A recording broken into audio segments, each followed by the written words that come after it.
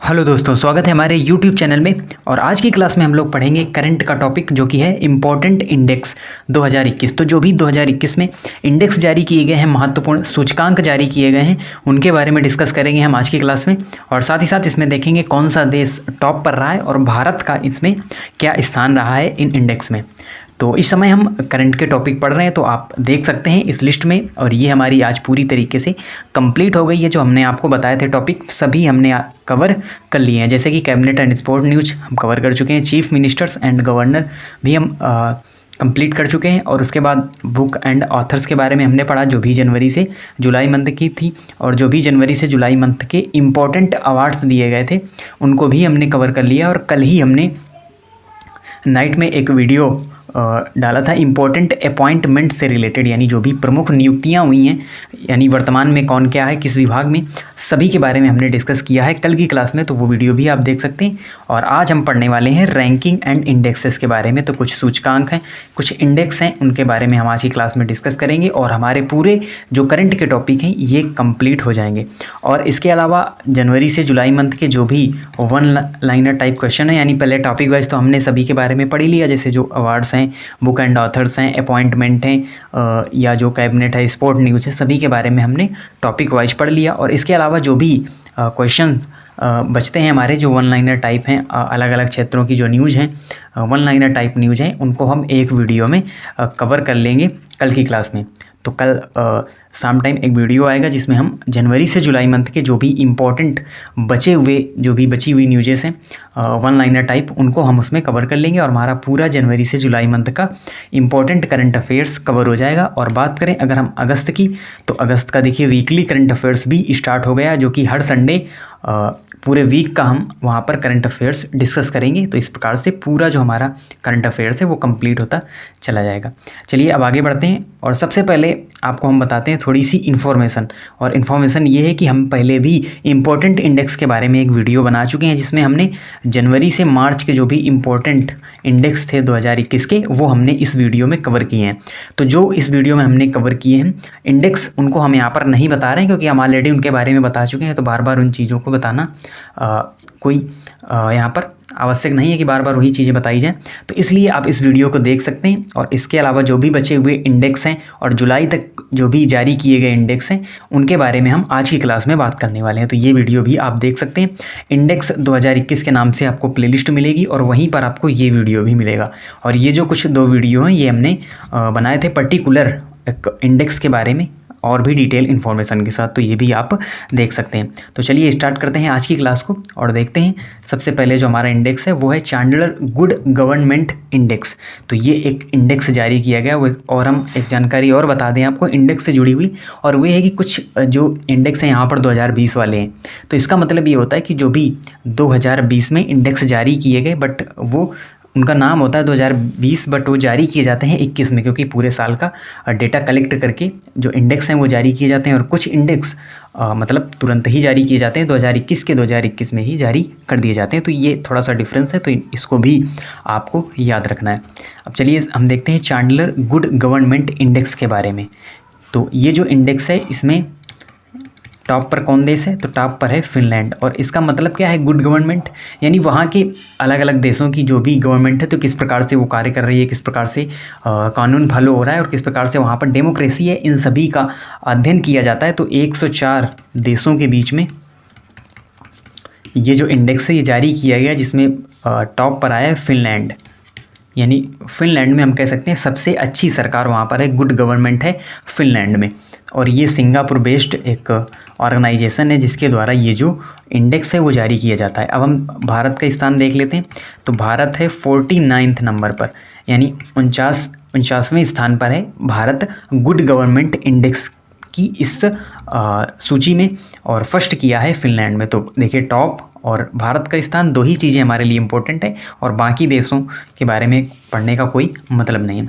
तो फिर जो अगला इंडेक्स आता है वो आता है ग्लोबल इंटरनेट स्पीड इंडेक्स 2020, यानी जो इंटरनेट की स्पीड है वो किस कंट्री में सबसे ज़्यादा मिलती है। तो इससे रिलेटेड एक इंडेक्स जारी किया गया और इसमें फर्स्ट स्थान पर आया है कतर।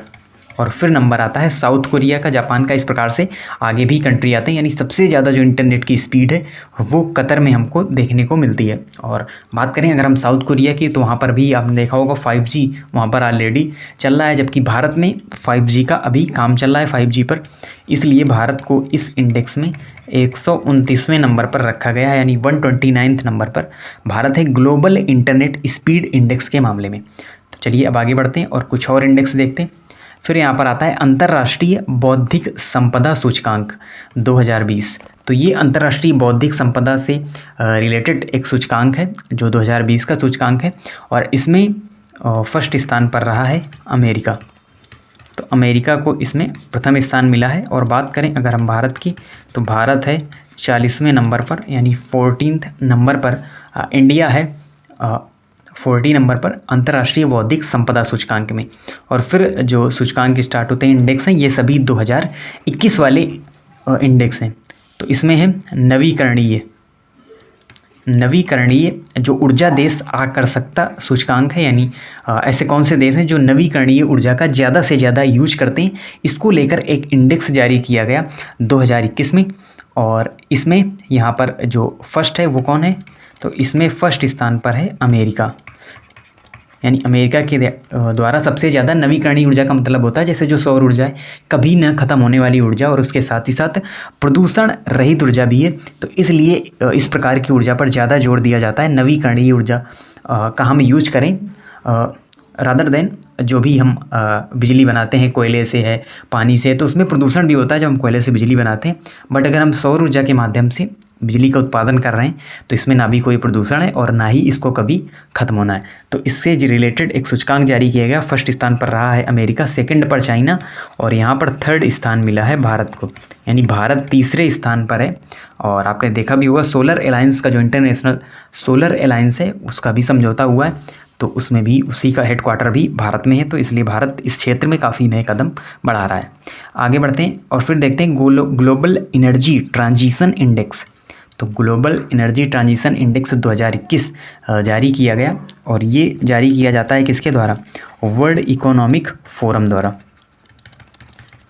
वर्ल्ड इकोनॉमिक फोरम द्वारा ये इंडेक्स जारी किया जाता है, और 115 देशों के बीच ये इंडेक्स जारी किया गया। और इसमें फर्स्ट स्थान पर रहा है स्वीडन, फर्स्ट स्थान पर स्वीडन रहा है। और अगर हम बात करें भारत के स्थान की, तो भारत को 87वें नंबर पर रखा गया है, और सेकंड यहाँ पर नॉर्वे का स्थान रहा है। तो ये है ग्लोबल एनर्जी ट्रांजिशन इंडेक्स।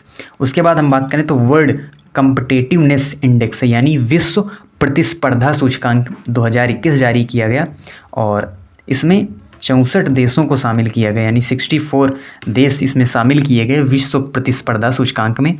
और इसमें जो फर्स्ट स्थान मिला है वो मिला है स्विट्ज़रलैंड को, स्विट्ज़रलैंड को फर्स्ट स्थान मिला है। और जो भारत का इस सूचकांक में स्थान रहा है वो रहा है 43। तो 43 नंबर पर रहा है भारत वर्ल्ड कॉम्पिटिटिवनेस इंडेक्स 2021 में। हम आगे देखते हैं, आगे जो इंडेक्स है वो है साइबर सिक्योरिटी इंडेक्स 2021। तो साइबर सिक्योरिटी से जुड़ा हुआ एक ये इंडेक्स 2021 में जारी किया गया, और इसमें जो फर्स्ट स्थान मिला है वो है अमेरिका, यानी अमेरिका में जो साइबर सिक्योरिटी है सबसे हाईटेक है, अच्छी है। और बात करें अगर हम भारत की, तो भारत का जो इसमें स्थान रहा है वो है 10वां। तो 10th नंबर पर भारत रहा है साइबर सिक्योरिटी इंडेक्स 2021 में।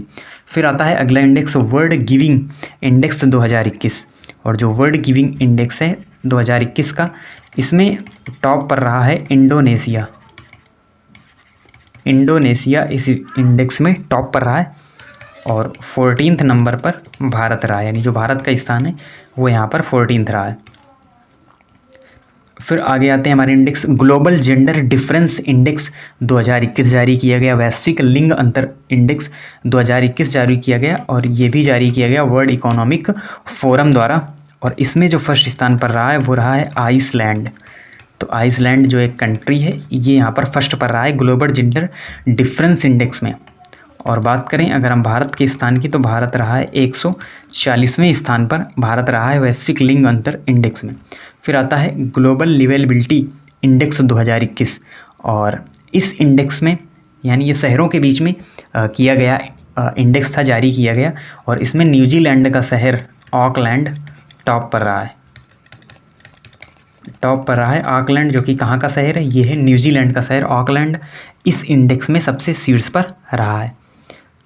फिर आगे कुछ और इंडेक्स हैं शहरों से रिलेटेड या अन्य कुछ जो अलग अलग जो भी फोरम होते हैं उनके द्वारा जारी किए जाते हैं। ये जो जैसे फोर्ब्स है वो अपनी सूची जारी करती है, ब्लूमबर्ग है वो भी अपनी सूची जारी करती है। इस प्रकार से जो भी ये ऑर्गेनाइजेशन होते हैं इनके द्वारा अलग अलग समय पर लिस्ट जारी की जाती है, सबसे यानी सबसे धनवान आदमी कौन है, सबसे अमीर आदमी कौन है, इस प्रकार से आपने देखा होगा कई सारी लिस्ट जारी की जाती है।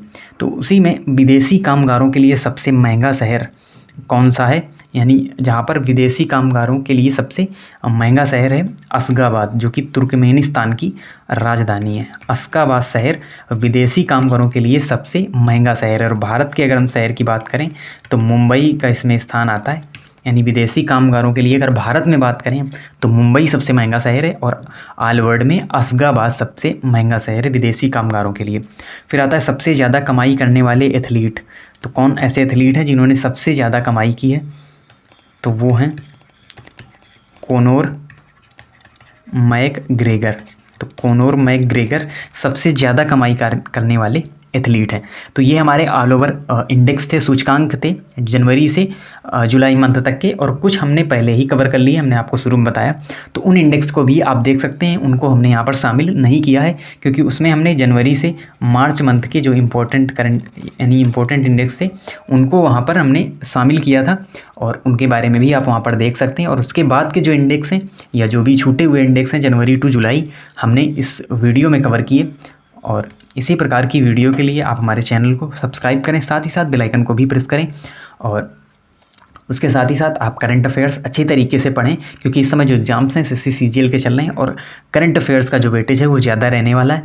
तो आप अच्छे तरीके से इनकी पढ़ाई करें और हमारे चैनल से इसी प्रकार से जुड़े रहें। मिलते हैं आपसे नेक्स्ट वीडियो में, तब तक के लिए धन्यवाद।